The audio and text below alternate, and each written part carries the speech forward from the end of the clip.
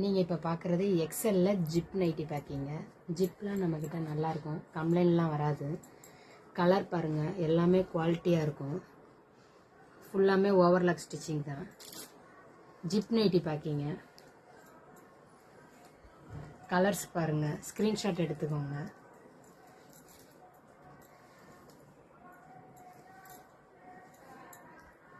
எவ்வளோ attractive colours. 230 ரூபா தான். குவாலிட்டி எல்லாமே ஃபஸ்ட் குவாலிட்டி. கலர்ஸ் பாருங்கள்.